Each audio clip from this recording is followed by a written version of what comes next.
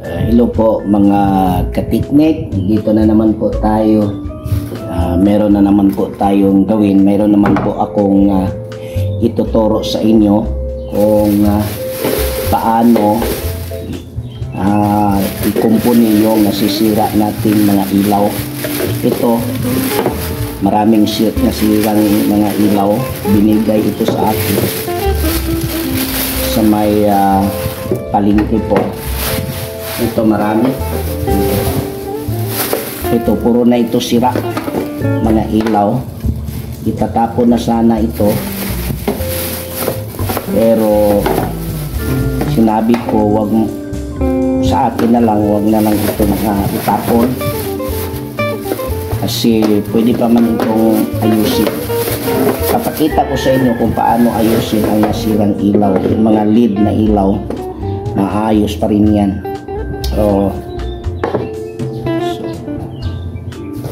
Ngayong hapon ituturo ko sa inyo kung paano. Siyempre kailangan natin ito, gumawa ako nito para dito natin ilagay yung ilaw, tapos isaksak natin ito, pa-plug po natin.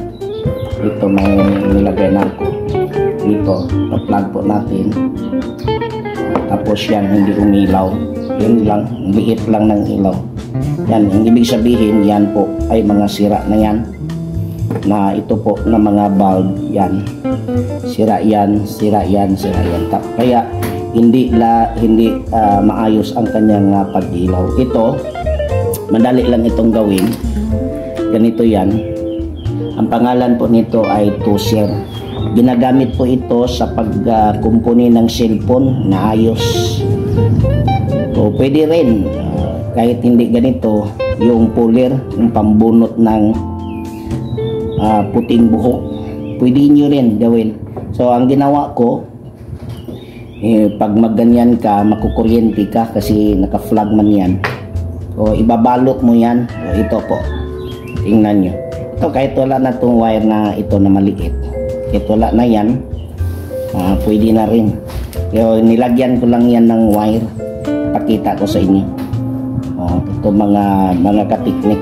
Tiknik lang po ito para hindi masasayang yung mga bulb ninyo. Itatapon nyo na. So huwag mo nyong itapon. So pwede pa yung maayos. So kinuha ko yung maliit na wire. Wala man yun. Ito, lagyan ko ulit para hindi tayo makuryente. Ito lang. Yan. Okay. Yan ang paglagay ng electrical tape.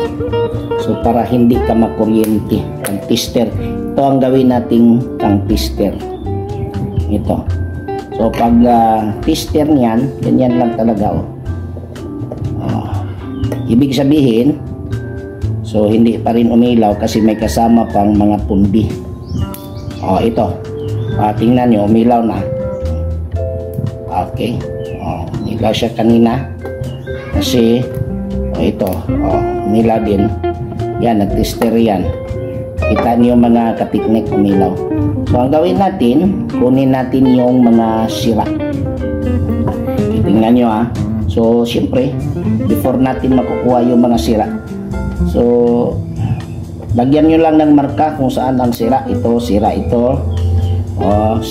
Galing dito sa may bolt. 1, 2, 3, 4,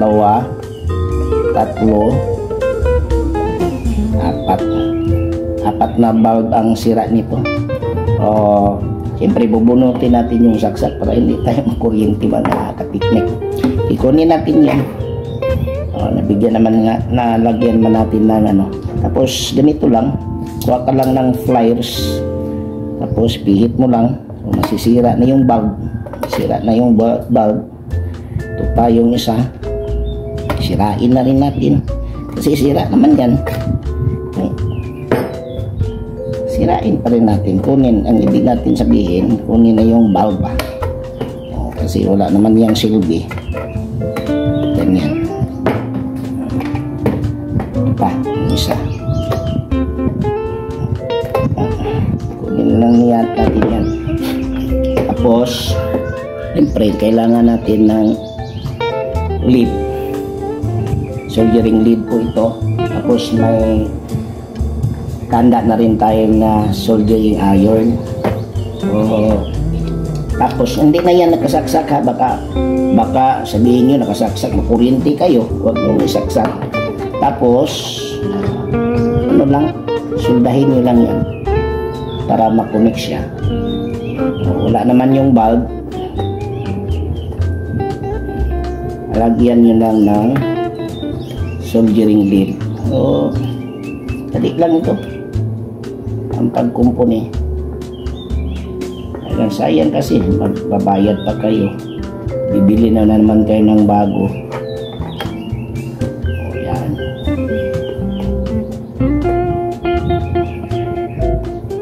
huwag na kayong bumili ng bago, kumpunihin nyo na lang. Si gamit na kaya ito, tatlo na lagyan na natin ng lead. Tapos nakaganyan pa man din yan. Saksak natin, tignan natin kung mag-ilaw na siya. Ayan, mga katiknik, nag-ilaw na siya. Magamit nyo na yan. Ang liwanag. Okay, meron pa tayong gagawin. Ito pa, mga sira. So yan lang, at least nakita nyo kung paano kahit anong klase na lead light pwede pa yung makumpuni. So sana may natutunan kayo sa kaunti natin na vlog o mga katiknik. So teknik lang talaga, kaya ang pangalan ng ating vlog katiknik, para hindi naman tayo technician. So ating teknik lang para maayos natin kung ano pa mga nasisira nating gamit at pwede pa nating magamit.